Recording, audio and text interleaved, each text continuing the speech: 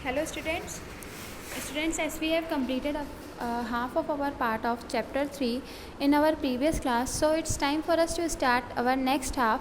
Okay तो चलिए अब हम आगे पढ़ते हैं।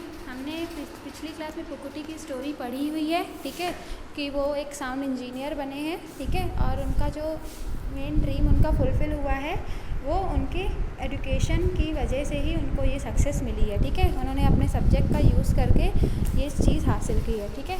तो चलिए अब हम आगे बढ़ते हैं इसी के बारे में। जिसने प्रीवियस वीडियो नहीं देखा हुआ है वो प्लीज़ प्रीवियस वीडियो अच्छे से देख ले एक बार, ठीक है। तो आज हमें यहाँ से पढ़ना है, यहाँ से हम पढ़ने वाले हैं, ठीक है।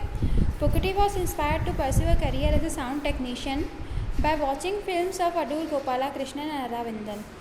He has been quoted as saying, "If you ask for the best example of the use of sound technology in Indian cinema, I would say it is Adoor Ilipathaiyam. When actor Karmana Janardhan bites a pebble while eating rice, Gopalakrishnan showcases the cultural context of entire people through this sound, through that scene." Okay. पुकुटी जो है, अगर उनसे पूछा जाए कि आपको ये career achieve करने की, मतलब as a sound technician career बनाने की इंस्पिरेशन कहाँ से मिली है, तो वो कहते हैं कि मुझे ये इंस्पिरेशन जो है वो मिली है अडूर गोपालाकृष्णन और अराविंदन की मूवीज़ को देखकर, ठीक है। उन्हीं की मूवीज़ को देखकर वो इंस्पायर्ड हुए हैं।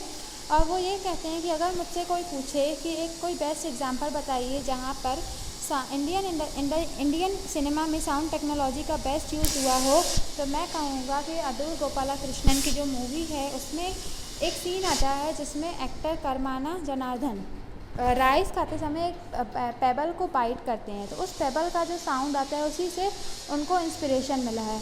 मतलब मूवीज़ में आप समझ सकते हैं कि कितने छोटे छोटे साउंड्स भी हमको दिखाए जाते हैं, कितने छोटे छोटे साउंड भी हमको सुनाई देते हैं कि एक्चुअल में क्या हो रहा है। तो उसी साउंड से वो मानते हैं कि ये बेस्ट साउंड था, और इन्हीं की मूवीज़ देखकर, अडूर गोपालाकृष्णन और अराविंदन की मूवीज़ देखकर इनको साउंड टेक्नीशियन बनने का इंस्पिरेशन मिला है, ठीक है। Pukuti has also a dream of making his own film someday. The prestigious award for his work in Slumdog Millionaire is a reiteration of the fact that Indian film technicians are capable of producing international quality work.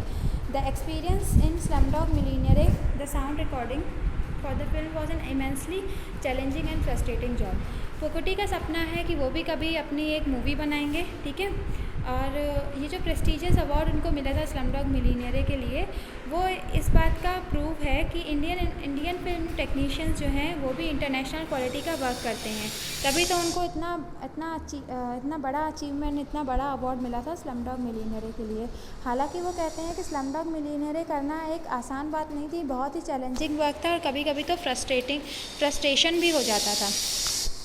He says it is extremely difficult to record live sound in a city like Mumbai. वो कहते हैं कि मुंबई जैसी city में रहकर live sound record करना बहुत ही मुश्किल हो पाता है, क्योंकि वहाँ पे आप लोग जानते हैं कितना रश है। We had to invent new technologies on the location to cancel the sound of different cameras used for shooting. वो कहते हैं कि हमें अलग अलग टेक्नोलॉजीज़ का यूज़ करके साउंड को रिकॉर्ड करना पड़ता था, ठीक है।